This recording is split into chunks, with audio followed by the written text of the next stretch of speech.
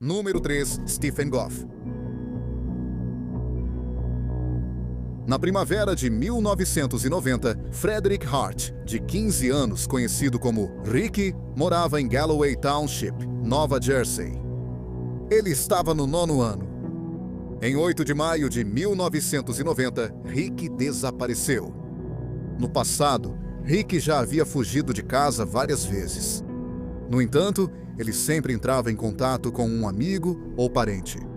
Após 8 de maio, ninguém teve notícias dele e ele foi considerado desaparecido.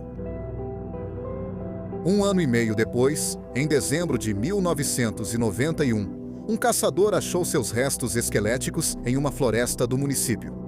Registros dentários foram usados para identificar o corpo na época. O médico legista disse que a causa da morte não pôde ser determinada. A polícia não tinha pistas e o caso rapidamente esfriou. Mais de 2 décadas se passaram e o caso estava irremediavelmente frio. Então, 23 anos após o assassinato, na segunda-feira, 27 de abril de 2013, às 5 da manhã, Stephen Goff, de 41 anos, entrou na delegacia de polícia de Galloway Township. Na época, Goff trabalhava como consultor de investimentos. Ele morava sozinho em Ventnor City, Nova Jersey, a cerca de 21 quilômetros de Galloway. Goff tinha antecedentes criminais. Quando tinha 18 anos, ele foi preso por envolvimento com drogas e cumpriu 5 anos de prisão. Goff confessou o assassinato de Ricky Hart, segundo ele. Abre aspas. Eu simplesmente não conseguia mais viver comigo mesmo. Isso estava me destruindo por dentro. Fecha aspas. Disse Goff. No dia 7 de maio de 1990, um dia antes da família de Ricky Hart perceber que ele estava desaparecido, ele esfaqueou Ricky várias vezes no peito. Goff não revelou que tipo de relacionamento ele tinha com Ricky. Ele também não explicou o motivo do assassinato. Disse Goff. Abre aspas. Eu perdi o controle das minhas emoções naquele dia por vários motivos. Acho que foi porque eu estava fora de mim pelos esteroides. Fecha aspas. No dia seguinte, na primeira audiência de Goff, antes de ser acusado formalmente ou ter um advogado, ele tentou se declarar culpado. O juiz não aceitou a confissão porque não era o momento apropriado. Naquele dia, Goff foi acusado de assassinato. No dia seguinte, 3 de abril, Goff foi entrevistado por um repórter da NBC 10 da Filadélfia. Goff foi questionado sobre por que confessou. Ele afirmou que sua vida foi um inferno nos últimos 23 anos. Ele também disse, abre aspas, eu queria dar algum encerramento para a família. Acho que eles têm direito a isso. Por mais de 20 anos, essas pessoas foram dormir se perguntando o que aconteceu com o filho delas. E eu queria dar a elas algum encerramento. Fecha aspas. Goff sabia que o caso provavelmente nunca teria sido resolvido se ele não tivesse confessado. Disse ele, abre aspas, eu não estava preocupado em ser pego. Eu não tinha nenhuma chance de ser pego por esse crime, de jeito nenhum. Eu estava livre, impune, mas, sabe, isso não significa que eu estava livre na minha mente. Fecha aspas. Ele também tinha uma mensagem para a família de Ricky, disse ele. Abre aspas, me desculpe. Por mais de 20 anos, vocês não souberam o que aconteceu com seu filho. E agora, sabe, eu nunca poderei devolvê-lo para vocês. Mas pelo menos agora, espero que vocês possam ter algum encerramento. Fecha aspas.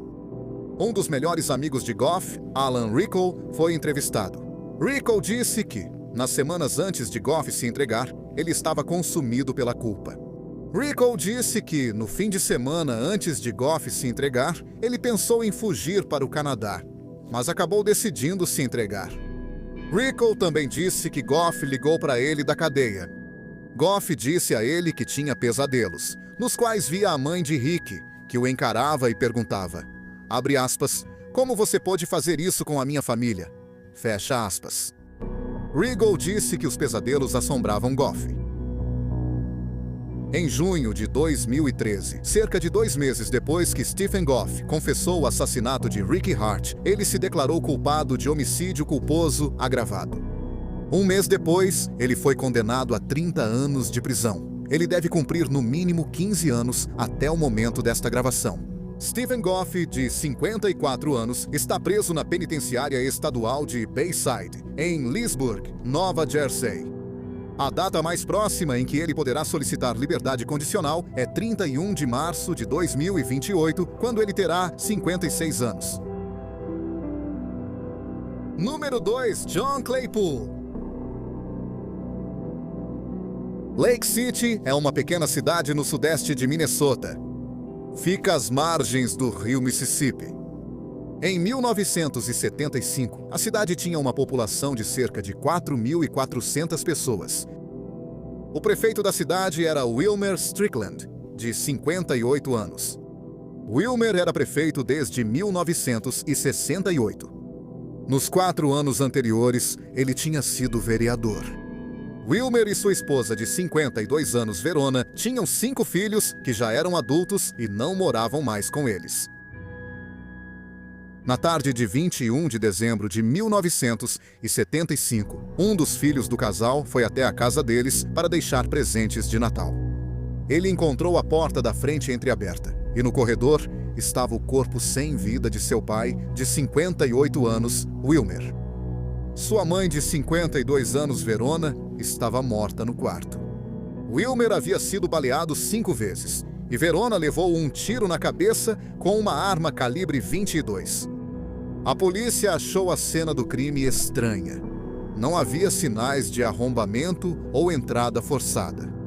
Tanto Wilmer quanto Verona estavam vestidos com suas roupas de dormir. Parecia que eles haviam sido chamados para fora da cama tarde da noite anterior, ou no início daquela manhã. Wilmer abriu a porta, deixou o assassino entrar e então foi baleado. O assassino então foi até o quarto, onde encontrou Verona. O assassino disparou pelo menos 6 tiros contra Verona. No entanto, ela foi atingida apenas uma vez na cabeça. O restante das balas foi para a parede atrás dela. A polícia não sabia se o assassino tinha mira ruim, estava nervoso ou era um bom atirador, ou se errou Verona de propósito para torturá-la. A arma do crime nunca foi encontrada, nada foi roubado da casa e não havia indicação de que fosse um crime sexual. Havia várias teorias sobre o motivo. Por exemplo, Wilmer estava tentando livrar a cidade do tráfico de drogas. Ele havia solicitado receber $15 mil para pagar um policial disfarçado para acabar com o tráfico de drogas. Talvez ele tenha sido morto por traficantes de drogas. No entanto, os assassinatos não pareciam ligados às drogas. Notavelmente, o assassino veio até a porta da frente e Wilmer abriu para ele. Isso sugere que Wilmer ou conhecia o assassino ou não o via como uma ameaça. A polícia eliminou os familiares de Wilmer e Verona como suspeitos. A polícia tinha várias pessoas de interesse, mas nunca encontrou nenhuma evidência física para prender alguém. Então o caso ficou mais frio do que uma noite de inverno em Minnesota. Em 1993, os investigadores de casos arquivados reabriram o caso. O grande problema era que havia uma grande falta de evidências físicas. A polícia achava que só resolveria o caso se alguém com informações sobre os assassinatos aparecesse. Ele ofereceu recompensa de $25 mil por informações. Porém, se alguém além do assassino soubesse dos crimes, não se manifestou. Então, em novembro de 1995, 19 anos e 11 meses após o duplo homicídio, John Claypool, de 34 anos, se entregou à polícia. Claypool tinha sido vizinho dos Strickland algumas semanas antes de se entregar. Claypool confessou os assassinatos pela primeira vez ao ministro de sua igreja cerca de 4 anos antes. Claypool havia encontrado a religião. Ele lutava com a consciência e contou ao ministro sobre os assassinatos. O ministro pediu a ajuda de um advogado da congregação. O advogado entrou em contato com a polícia e organizou para que Claypool se entregasse. Claypool contou à polícia o que havia acontecido naquela noite. Ele disse que tinha fumado maconha e bebido álcool cerca de 10 ou 15 minutos antes do assassinato. Ele decidiu matar o casal. Por volta das 2 da manhã, ele foi até a casa deles e bateu na porta. Ao abrir a porta, Wilmer disse que estava trancado do lado de fora e pediu para usar o telefone. Wilmer o levou para dentro. Wilmer não viu que ele tinha um rifle até depois que entrou na casa. Quando viu o rifle, ele gritou para Verona correr Claypool, então abriu fogo e atirou em Wilmer. Em seguida, ele foi até o quarto onde matou Verona. Claypool foi questionado por que matou Wilmer e Verona, e Claypool disse que gostava dos vizinhos. Ele disse que só queria ver como era matar alguém. Na época dos assassinatos, Claypool tinha apenas 14 anos de idade. Meses após os assassinatos, Claypool largou a escola e deixou a região. Ele acabou viajando para o Tennessee e depois para a Califórnia. Após anos fora, ele voltou às Twin Cities, Minnesota, e conseguiu emprego como carregador de barcaças. Ele também se casou e teve filhas, que tinham 8 e 11 anos quando ele se entregou. Ele e a esposa haviam se divorciado, vários anos antes. A polícia disse que Claypool tinha sido uma das pessoas de interesse originais no caso. Havia pegadas na neve indo da casa de Claypool até a casa dos Strickland. Porém, a polícia nunca encontrou provas físicas de que ele esteve na casa dos Strickland ou os matou a tiros. O promotor ofereceu um acordo judicial para Claypool. Se ele concordasse em não ser julgado como menor de idade, poderia se declarar culpado de 2 acusações de homicídio em 2º grau. A sentença máxima seria de 20 anos de prisão. Claypool aceitou o acordo judicial. Em 30 de novembro de 1995, John Claypool se declarou culpado de 2 acusações de homicídio em 2º grau. No início de janeiro de 1996, ele foi condenado a 10 anos e 1 mês de prisão.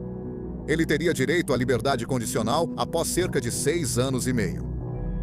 Se Claypool conseguisse a liberdade condicional, ele teria sido libertado em 2001. E se cumprisse toda a sua sentença, teria sido libertado no final de dezembro de 2005 ou início de 2006. Número 1. John Michael Ermer. Em agosto de 2023, John Michael Ermer, de 68 anos, entrou no escritório do FBI em Portland, Oregon. Ele disse a um agente que queria, abre aspas, confessar vários assassinatos, fecha aspas. Ermer já havia cumprido cerca de 30 anos de prisão por assassinato. Em fevereiro de 1983, Ermer, de 28 anos, e seu associado, Eric Taylor, de 27 anos, mataram um contador de cerca de 30 anos, chamado Jerry Pelosi, em São Francisco, Califórnia. Taylor e Ermer entraram no apartamento de Pelosi e o golpearam na cabeça com um martelo e o cortaram no peito com uma faca. Pelosi estava envolvido com o tráfico de drogas e Herman Taylor roubou $9.000 em dinheiro e drogas dele. Ermer e Taylor foram presos dias depois durante uma abordagem de trânsito de rotina. No verão de 1983, ambos foram condenados e sentenciados em 2023. John Ermer disse a um agente do FBI que havia cometido um assassinato cerca de 4 anos antes de matar Jerry Pelosi, por volta do Halloween de 1979, quando tinha cerca de 24 anos. Ermer disse que estava em uma pista de patinação no bairro de Back Bay, em Boston, Massachusetts. Ele conheceu uma jovem ruiva em uma pista de patinação. Ele disse que não sabia o nome dela. Ela tinha brigado com o namorado. Eles saíram para passear e encontraram um prédio de apartamentos em construção. Ela queria explorar o lugar, então eles entraram, segundo ele. Enquanto subiam as escadas, ele a atingiu uma vez na cabeça com um martelo. Ele tinha certeza de que a matou com um único golpe. Em seguida, ele arrastou o corpo dela escada acima até o 2º andar, onde teve relações sexuais com o corpo, segundo ele. Depois, ele pegou a carteira dela e a jogou no rio. Em seguida, fugiu para Nova York e acabou indo parar na Califórnia. Ermer disse que ficou surpreso quando foi libertado da prisão na Califórnia por não ter sido preso pelo assassinato da mulher, porque achava que eles teriam ligado seu DNA ao crime. Mas ele já estava na prisão há quase uma década e nada tinha acontecido. O FBI entrou em contato com o Ministério Público do Condado de Suffolk. Havia um assassinato não resolvido que batia com a confissão de Ermer. Em 30 de outubro de 1974, Susan Marcia Rose, de 24 anos que tinha cabelo ruivo, foi encontrada assassinada em um prédio de apartamentos que estava em construção. Ela foi agredida sexualmente e sofreu vários golpes na cabeça com objeto contundente. Inicialmente, a polícia não tinha um suspeito no caso. Rosa era de uma pequena cidade na Pensilvânia e tinha se mudado para Boston 2 anos antes. Ela trabalhava como secretária. Ela não parecia ter inimigos e não levava um estilo de vida de alto risco. Então, 4 meses depois, no início de março de 1983, uma prisão foi feita no caso.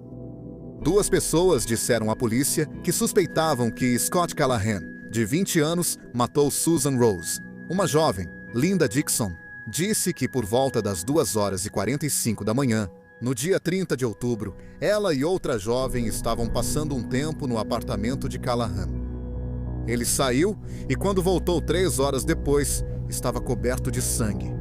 Outra pessoa, chamada John Webb, que foi descrita como interno e trabalhador de circo, disse que semanas após o assassinato, Callahan o ameaçou.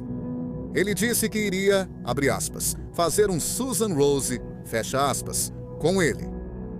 Webb acusou Callahan de assassinar Rose e afirmou que Callahan disse, abre aspas, e daí? Fecha aspas. Scott Callahan foi a julgamento em junho de 1981. A principal evidência contra ele foi o testemunho de Linda Dixon e John Webb. O advogado de Callahan apontou inconsistências nos depoimentos deles. O advogado também destacou que não havia nenhuma evidência física no caso. O advogado dele disse que o caso da promotoria era fraco e lembrou ao júri que eles deveriam absolvê-lo se tivessem qualquer dúvida razoável.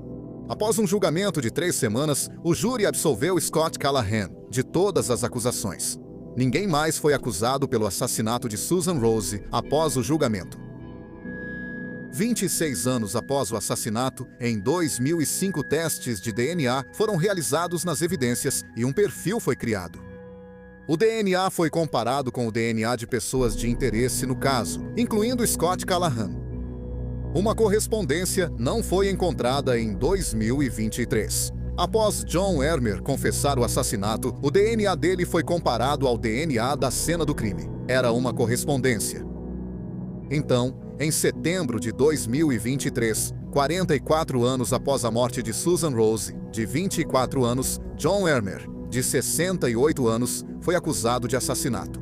Ermer também confessou ter assassinado uma mulher no Sul. A polícia não divulgou outros detalhes sobre essa confissão e disse que está investigando. Nenhuma atualização foi fornecida nos anos desde que Ermer confessou. John Ermer, atualmente com um pouco mais de 70 anos, ainda não foi julgado pelo assassinato de Susan Rose. E acredita-se que ele está sendo mantido na cadeia no condado de Suffolk enquanto aguarda o julgamento. Muito obrigado por assistir ao vídeo de hoje. Se gostou, agradecemos se inscrever no canal. Além disso, não se esqueça de assistir aos nossos shorts no YouTube, Instagram e TikTok. Mais uma vez, obrigado por assistir.